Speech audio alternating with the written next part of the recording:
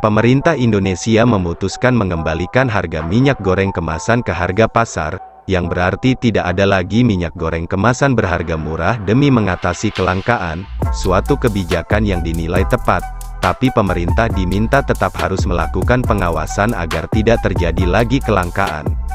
Sebelum kebijakan terbaru itu, kelangkaan minyak goreng masih terjadi di banyak tempat sehingga banyak warga harus antre untuk membeli walau pemerintah sudah mengeluarkan beberapa aturan untuk menstabilkan harga dan pasokan sejak Januari lalu. Bahkan kelangkaan minyak goreng juga terjadi di daerah-daerah lumbung kelapa sawit, yaitu Riau dan Kalimantan Barat, seperti yang diungkap warga setempat kepada BBC News Indonesia, sedangkan perwakilan dari kalangan pengusaha minyak sawit menilai kebijakan pemerintah mengembalikan harga minyak goreng ke harga pasar untuk mengatasi kelangkaan, mungkin baru terrealisasi pekan depan.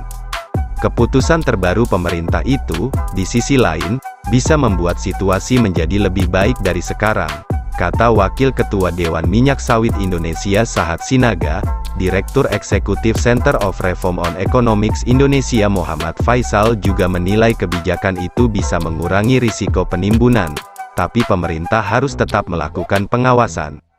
Berarti pemerintah harus memperketat kontrol dalam distribusi yang curah sekarang, karena kalau tidak diperketat kontrolnya, khawatirnya kejadian lagi, yang curahnya yang langka, yang ada hanya kemasan, ujar Faisal kepada BBC News Indonesia. Kelangkaan minyak goreng di pasaran terjadi sejak pemerintah memberikan subsidi memberlakukan kebijakan minyak goreng Rp14.000 per liter, pada tanggal 19 Januari lalu. Per tanggal 1 Februari pemerintah menetapkan harga eceran tertinggi, masing-masing untuk minyak goreng curah Rp11.500, minyak goreng kemasan sederhana Rp13.000, dan minyak goreng kemasan premium Rp14.000. Sampai Selasa, tanggal 15 Maret kelangkaan minyak goreng masih terjadi di berbagai daerah, bahkan di lumbung kelapa sawit, seperti Riau dan Kalimantan Barat.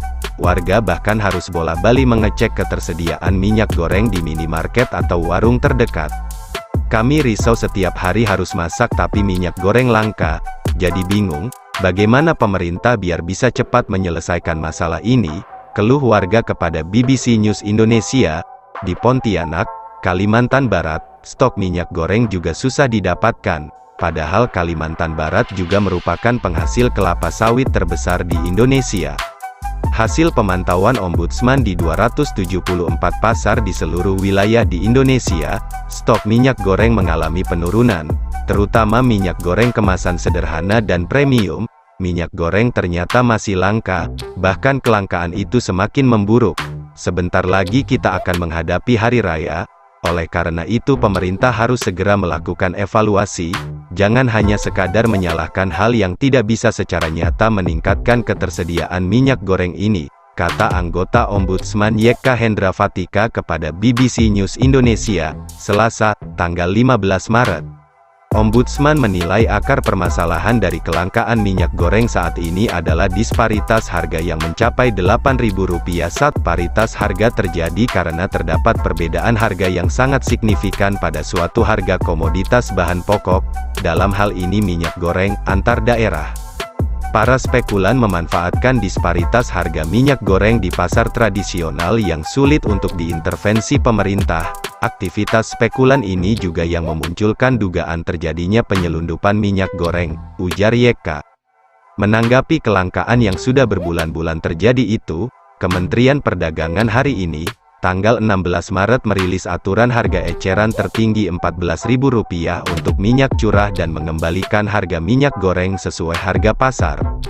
Untuk menjamin pasokan minyak goreng stabil kembali, pemerintah meminta Kepolisian Republik Indonesia diminta untuk turut memastikan ketersediaan dan kelancaran pasokan minyak goreng di lapangan. Sebelumnya, Menteri Koordinator Bidang Perekonomian Airlangga Hartarto mengumumkan bahwa pemerintah akan mensubsidi harga minyak kelapa sawit curah sebesar Rp14.000 per liter. Terkait dengan harga minyak goreng kemasan, ini tentu akan menyesuaikan terhadap nilai keekonomian sehingga kita berharap dengan nilai keekonomian tersebut minyak sawit akan tersedia di pasar modern maupun di pasar tradisional, ataupun di pasar basah, katanya dalam konferensi pers di Istana Kepresidenan Jakarta usai rapat terbatas, Selasa, tanggal 15 Maret. Namun, Wakil Ketua Dewan Minyak Sawit Indonesia Sahat M. Sinaga mengatakan kemungkinan hal itu baru bisa terrealisasi pekan depan. Saya kira mungkin tanggal 21 regulasi ini akan diberlakukan, saya yakin di pasar akan tersedia minyak dalam jumlah yang banyak, kata Sahat kepada BBC News Indonesia. Sahat mengatakan, Menteri Airlangga sudah menyampaikan kebijakan baru itu kepada para pengusaha.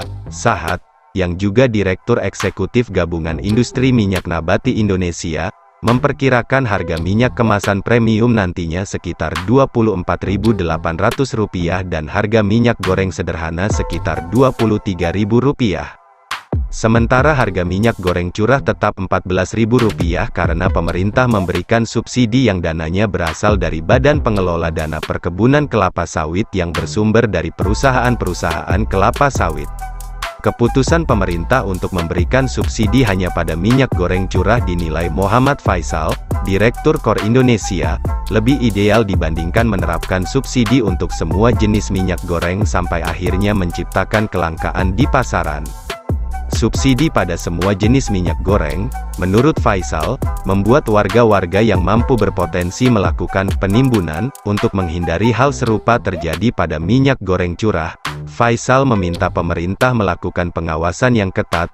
Warga juga meminta pemerintah melakukan pengawasan perdagangan minyak curah di lapangan agar tidak dikumpulkan untuk jadi black market, dan meminta sanksi tegas terhadap pedagang yang tidak menerapkan harga Rp14.000.